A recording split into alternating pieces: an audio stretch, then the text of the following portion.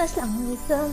This is Learners Academy by Hiya Balot. I'm Naima Tehniyat and I'm going to teach you DSM-5. Major depressive disorder. अब इसके diagnostic criteria की तरफ चलें, जिसे हम major depressive episode भी कहते हैं बाइपोलर में, लेकिन यहाँ पे ये मेजर डिप्रेसिव डिसऑर्डर है. इसके साथ कोई कोई भी मैनिक या हाइपोमैनिक एपिसोड नहीं है, जस्ट मेजर डिप्रेसिव एपिसोड है, मेजर डिप्रेसिव डिसऑर्डर है. डायग्नोस्टिक जो फीचर्स हैं वो मैं इसके साथ एक्सप्लेन कर रही हूँ, मैं अलग से एक्सप्लेन नहीं करूँगी. क्राइटेरिया ये हमें क्या कहता है, 5 और मोर जो फॉलोइंग सिम्टम्स हैं वो प्रेजेंट होंगे 2 वीक पीरियड में, और ये जो है ये रिप्रेजेंट करेंगे उसकी प्रीवियस फंक्शनिंग में चेंज. एटलीस्ट 2 में से एक सिम्टम्स उसके अंदर लाजमी प्रेजेंट होगा. अब वो 2 क्या है, एक तो डिप्रेस्ड मूड है, दूसरा जो है वो लॉस ऑफ इंटरेस्ट और प्लेयर है. इन दोनों में से एक उसके अंदर लाजमी प्रेजेंट होगा. और 9 जो सिम्टम्स हमें गिवन है, 9 में से 5 या उससे ज़्यादा लाजमी प्रेजेंट होंगे 2 वीक्स के टाइम ड्यूरेशन के लिए. टाइम ड्यूरेशन को लाजमी देखना है.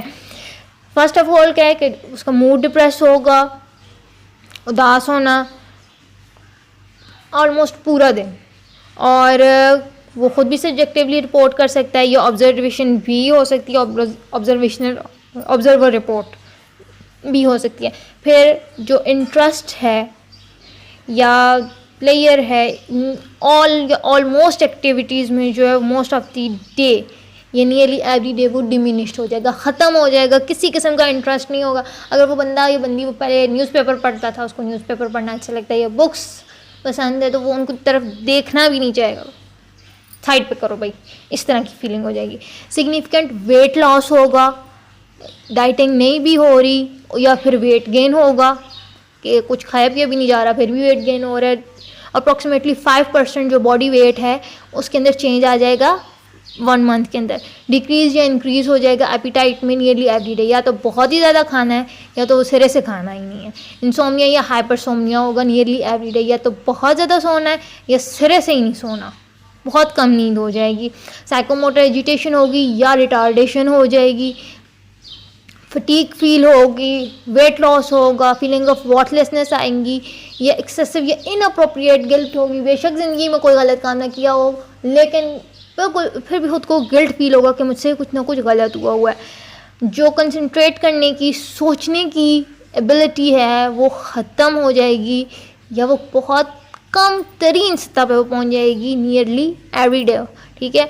और रिकरेंट थॉट्स ऑफ डेथ आएंगी, रिकरेंट सुसाइडल आइडिएशन आएगी एक स्पेसिफिक प्लान के साथ, और सुसाइड अटैम्प्ट भी होगी तो स्पेसिफिक प्लान होगा उनका प्रॉपर तरीके से वो सुसाइड कैसे अटैम्प्ट करें. ये जो सिम्टम्स हैं ये क्लिनिकली सिग्निफिकेंट डिस्ट्रेस या फिर इम्पेयरमेंट कॉज करेंगे सोशल, ऑक्यूपेशनल, जितने भी इंपॉर्टेंट एरियाज ऑफ फंक्शनिंग है उनमें. और ये एपिसोड जो है ये किसी सब्सटेंस या मेडिकल कंडीशन से एट्रीब्यूटेबल नहीं है. ठीक है. जो ऑकरेंस है मेजर डिप्रेसिव एपिसोड की, ये schizoaffective disorder, schizophrenia, schizophreniform disorder, delusional disorder या किसी और स्पेसिफाइड अनस्पेसिफाइड डिसऑर्डर से एक्सप्लेन नहीं हो सकती. और ये क्राइटेरिया मैनिक एपिसोड या हाइपोमैनिक एपिसोड से मीट नहीं करेगा. इन केस के अगर उसको आपने मेजर डिप्रेसिव डिसऑर्डर का डायग्नोसिस दिया हुआ है, लेकिन 2 वीक्स गुजरने के बाद, 2 वीक्स के बाद ही तो, लेकिन डायग्नोसिस देने के कुछ दिनों बाद उसके अंदर मैनिक एपिसोड वाली सिम्टम शो हो, तो वो डायग्नोसिस चेंज होकर बाइपोलर में हो जाएगा. जब केस हिस्ट्री ली जाए तो लाजमी देखा जाए कि कहीं इसको पहले तो नहीं मैनिक एपिसोड आई हुई, कहीं इस तरह की कोई चेंजेस उसकी लाइफ टाइम में कहीं भी इस तरह की चेंजेस तो नहीं इसकी आई कि फॉर 1 वीक कि वो मैनिक एपिसोड हो, क्योंकि मैनिक एपिसोड का टाइम पीरियड 1 वीक है. या फिर हाइपोमैनिक जिसमें 4 डेज़ होते हैं, कंसेक्टिव 4 डेज़ के लिए वो हाइपोमैनिक एपिसोड होती है. सो क्लियरली उसकी केस हिस्ट्री लेना लाजमी है. फिर कोडिंग एंड कोडिंग प्रोसीजर की तरफ अगर हम आएँ तो वो माइल्ड है, मॉडरेट है, स्वेयर है, विथ साइकोटिक फीचर्स है, इन पार्शियल रिमिशन मतलब कि ठीक हो जाना. पार्शियल रिमिशन के वो जो एपिसोड गुजरी है ना, उससे तकरीबन ठीक होना, फुल रिमिशन मुकम्मल उस एपिसोड के असरात से निकल आना। सो सिंगल एपिसोड के लिए कोडिंग है, और रिकरेंट एपिसोड अगर वो एपिसोड अभी चल रही है तो उसके लिए भी कोडिंग यहाँ पे दी गई है। फिर नीचे स्पेसिफायर्स हैं, एंशियस डिस्ट्रेस हो या मिक्स्ड फीचर्स हो, मेलनकॉलिक फीचर्स हैं, एटिपिकल फीचर्स हैं, mood congruent psychotic features with mood incongruent psychotic features with catatonia with peripartum onset या विद सीजनल पैटर्न। ये तमाम जितने भी स्पेसिफायर्स हैं ये मैं बाइपोलर एंड रिलेटेड डिसऑर्डर के साथ एक्सप्लेन कर चुकी हूँ। नेक्स्ट इसकी जो है हमारे पास एसोसिएटेड फीचर्स सपोर्टिंग डायग्नोसिस। अब मेजर डिप्रेसिव डिसऑर्डर जो है ये एसोसिएटेड है हाई मोर्टेलिटी से, ठीक है, जो कि अकाउंटेड है सुसाइड के लिए एक तरह से। और इससे जो और चीज़ें आ जाती हैं वो टीयरफुलनेस, बहुत ज़्यादा रोना, इरिटेटेबिलिटी, ऑब्सेसिव रूमिनेशन इसमें आ जाती है, एग्जाइटीज़, फोबियाज़, इस तरह की चीज़ उस बंदे के अंदर आती है। उसकी फ़िज़िकल हेल्थ भी अफेक्ट हो जाती है, उसको पेन होता है बॉडी में, अगर नहीं भी है फिर भी हो रहा है उसको, इस तरह की सिचुएशन उनकी बन जाती है। और बच्चों में जो है वो सेपरेशन एग्जाइटी हो सकती है। फिर प्रेवलेंस की तरफ अगर हम आए तो 12 मंथ प्रेवलेंस जो मेजर डिप्रेसिव डिसऑर्डर की यूनाइटेड स्टेट्स में वो अप्रॉक्सीमेटली 7% है, with mark differences by different age groups. Different age groups के लिए डिफरेंट है। और 18 to 29 ईयर ओल्ड इंडिविजुअल्स के लिए 3-fold हायर है prevalence as compared to individuals age 60 years old. Female जो एक्सपीरियंस करती है 1.5 to 3-fold higher rates as compared to males जो कि अर्ली एडोलेसेंस में होते हैं। डेवलपमेंटल कोर्स की तरफ अगर हम आएँ तो जो मेजर डिप्रेसिव डिसऑर्डर है वो किसी भी एज पे फर्स्टली अपीयर हो सकता है, लेकिन जो लाइकहुड है वो एज ऑफ पबर्टी हमारे पास आ जाती है। जो मेजर कोर्स है डिप्रेसिव डिसऑर्डर का ये क्वाइट वेरिएबल है, क्योंकि कुछ इंडिविजुअल जो हैं वो एक्सपीरियंस रेयरली जब फुल रिमिशन को एक्सपीरियंस करते हैं, और जो while other experience many years with few or no symptoms between discrete episodes के दरमियान या तो वो कोई सिम्टम अपीयर फील नहीं करते, या एक एपिसोड आई है डिप्रेसिव डिसऑर्डर की वो ख़त्म हो गई, यानी 2 वीक्स पूरे हो गए, उसके बाद पार्शियल रिमिशन मतलब कि सिम्टम्स काफ़ी हद तक कम हो गए हैं, वो बंदा नॉर्मल लाइफ में आ चुका है किसी हद तक, लेकिन फिर से वो चीज़ उसको रिलैप्स हो गया उनका, ठीक, उनके पार्शियल में बहुत ज़्यादा चांसेस होते हैं रिलैप्स के। फिर अगर 2 वीक्स गुजरे हैं, फुल रिमिशन कर ली है, 2 वीक्स के बाद बंदा फुली नॉर्मल हो चुका है, चांसेस फिर भी हैं रिलैप्स के लेकिन कम है, सिम्टम्स फुल रिमिशन के बाद कोई नहीं है, ठीक है। रिस्क एंड प्रोग्नोस्टिक फीचर्स जो हमारे पास हैं, temperamental, environmental, genetic and physiological. जो टेम्परामेंटल है उनमें न्यूरोटिसिज्म यानी नेगेटिव अफेक्टिविटी जो है एक रिस्क फैक्टर है मेजर डिप्रेसिव डिसऑर्डर का। जितनी नेगेटिव वाइब्स, जितनी नेगेटिविटी एक इंसान को मिलेगी उतना ही ज़्यादा डिप्रेशन में जाएगा, मेजर डिप्रेसिव एपिसोड की तरफ वो जाएगा। स्ट्रेसफुल लाइफ इवेंट्स इसको बहुत ज़्यादा उस तरफ लेके जाते हैं। टेम्परामेंटल फैक्टर्स में, एनवायरमेंटल फैक्टर में जो एडवर्स चाइल्डहुड एक्सपीरियंसेस है, जितना ख़राब चाइल्डहुड गुजरेगा उतने ही ज़्यादा मेजर डिप्रेसिव एपिसोड में जाने के पोटेंशियल रिस्क हैं। स्ट्रेसफुल लाइफ इवेंट्स जो हैं वो वेल रिकॉग्नाइज्ड हैं, क्योंकि जो पार्टिसिपेंट है एक तरह से पार्टिसिपेंट्स जो है मेजर डिप्रेसिव एपिसोड के स्ट्रेसफुल लाइफ इवेंट्स।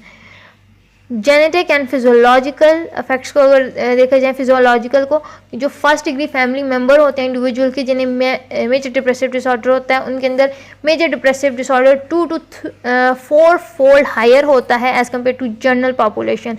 और जो रिलेटिव रिस्क अपीयर होता है higher to early onset and recurrent form. जो हेरिटेबिलिटी है वो तकरीबन 40%, हेरिडिटी 40% जो है वो अफेक्ट करती है। और पर्सनैलिटी ट्रेट अगर न्यूरोटिसिज्म है तो वो अकाउंट करेगा सब्सटेंशियल प्रोपोर्शन इस जेनेटिक लाइबिलिटी के लिए, ठीक। कल्चर रिलेटेड डायग्नोस्टिक इश्यूज़ की तरफ अगर हम आए तो सर्वेज जो मेजर डिप्रेसिव डिसऑर्डर को लेकर हुए हैं डाइवर्स कल्चर्स के ऊपर। उन्होंने कहा है कि 7 फोल्ड डिफरेंसेस हैं 12 मंथ प्रिवेलेंस रेट्स के ऊपर। Female to male ratio mean age at onset पे भी है, और इस डिग्री के ऊपर जो डिसऑर्डर राइज होता है उसकी कॉमोर्बिड में सब्सटेंस यूज डिसऑर्डर है कि नहीं, इस चीज़ को भी कल्चर टू कल्चर चेंज आता है। आया मेल डोमिनेटिंग सोसाइटी, जिससे हमारी सोसाइटी को कहा जाता है, इस तरह की सोसाइटी में जो है फीमेल्स को ज़्यादा हो रहा है या मेल्स को ज़्यादा हो रहा है, या अगर ऐसी सोसाइटी, अगर हम सिर्फ अपनी सोसाइटी की बात करें, हमारी सोसाइटी में जहाँ तक मेरा पर्सनल एक्सपीरियंस है, फीमेल्स जो हैं वो सफ़र करती हैं किसी हद तक ज़रा ज़्यादा मेल्स की निस्बत डिप्रेसिव डिसऑर्डर को, ठीक है। It's my personal experience, research से रिलेटेड ये बात नहीं है, ठीक है। और कल्चरल सेटिंग्स को बहुत ज़्यादा देखना पड़ता है कि आप किस कल्चरल सेटिंग में आपने सीखा है और किस में आप प्रैक्टिस कर रहे हैं और किस कल्चरल सेटिंग के बंदे आपके पास आ रहे हैं। जनरल रिलेटेड डायग्नोस्टिक इश्यूज़ में जो रिप्रोडक्टिव फाइंडिंग्स हैं एपिडेमोलॉजी की मेजर डिप्रेसिव डिसऑर्डर की, वो हाई प्रेवलेंस है फीमेल्स, यहाँ पर भी फीमेल्स का लिखा हुआ है, लेकिन कोई क्लियर डिफरेंस इतना नहीं है जेंडर्स के ऊपर, सिम्टम कोर्स, ट्रीटमेंट रिस्पॉन्स या फंक्शनल कॉन्सिक्वेंसेस के ऊपर। वुमेन में जो रिस्क है सुसाइड अटैम्प्ट का वो हायर है, और जो रिस्क फॉर सुसाइड कंप्लीशन है वो लोअर है। लेकिन अगर ये जेनेटिकली भी है, उस बंदी के अपने अंदर न्यूरोटिसिज्म भी है, तो वो 40% को वो 70 to 80% बल्कि 100% सुसाइड कंप्लीशन की तरफ भी ले जाएगा। मैंने आप लोगों से पहले भी एक केस शेयर किया था बाइपोलर में, बाइपोलर डिसऑर्डर में, जो डिप्रेसिव एपिसोड में, बाइपोलर 2 में मैंने किया था। उन आंटी का हम केस कि उनको अंदर ये चीज़ थी एंड उन्होंने सुसाइड की, और बहुत ही प्लानिंग के साथ की। सुसाइड रिस्क की तरफ अगर हम आए, जो पॉसिबिलिटी है सुसाइडल बिहेवियर की, वो ऑल टाइम रहती है मेजर डिप्रेसिव एपिसोड में। जो most consistently describe risk factor है वो पास्ट हिस्ट्री है सुसाइड अटैम्प्ट का या थ्रेट्स हैं। हेरिडिटी में भी है, पेरेंट्स में से किसी ने अगर की है तो बहुत ज़्यादा चांसेस हैं कि अगर उनके बच्चों में से कोई भी मेजर डिप्रेसिव डिसऑर्डर से सफ़र कर रहा है तो वो ये सुसाइड की तरफ जाएगा, या परसिस्टेंट डिप्रेसिव से भी सफ़र कर रहा होगा तो वो सुसाइड की तरफ जाएगा। जो अदर फीचर्स हैं जो कि इंक्रीज़ करते हैं रिस्क को सुसाइड कंप्लीट करने के लिए, उनमें इंक्लूड है मेल सेक्स, सिंगल और लिविंग अलोन, या तो वो सिंगल है बंदा या वो अकेला रह रहा है, और एक प्रोमिनेंट फीलिंग जब होपलेसनेस की बहुत ज़्यादा हावी हो जाए, और जो प्रेजेंस है बॉर्डर लाइन पर्सनैलिटी डिसऑर्डर की वो बहुत ज़्यादा इंक्रीज़ कर देती है फ्यूचर सुसाइड अटैम्प्ट्स के रिस्क को। फंक्शनल कॉन्सिक्वेंसेज जो मेजर डिप्रेसिव डिसऑर्डर के इम्पेयरमेंट जो होती हैं वो बहुत माइल्ड होती है, लेकिन जो इंडिविजुअल होता है वो अनअवेयर होता है उन डिप्रेसिव सिम्टम से, ठीक है।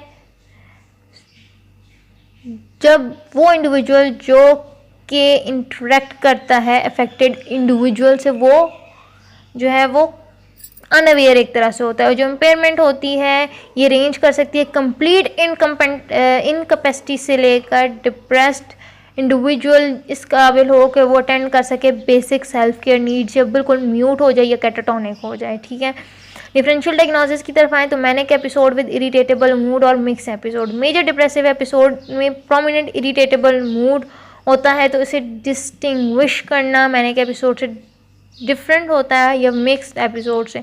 सो इसके लिए केयरफुल क्लिनिकल एवेल्युएशन की ज़रूरत होती है। Mood disorder due to another medical condition, major depressive episode में जो है वो एक अप्रोप्रिएट डायग्नोसिस होता है मूड डिस्टर्बेंस का, और ये जज नहीं होती इंडिविजुअल की हिस्ट्री या फिजिकल एग्जामिनेशन या लेबॉर्ट्री फाइंडिंग्स के ऊपर, या किसी भी डायरेक्ट पैथोफिजियोलॉजिकल कॉन्सिक्वेंसेस किसी भी स्पेसिफिक मेडिकेशन के ऊपर। अब सब्सटेंस और मेडिकेशन इंड्यूस्ड डिप्रेसिव और बाइपोलर डिसऑर्डर, अब इसमें क्या होता है, जो मेजर डिप्रेसिव डिसऑर्डर है बाय द फैक्ट जो सब्सटेंस है उसकी जो इटियोलॉजी है वो रिलेट करती है मूड डिस्टर्बेंस के ऊपर, ठीक है।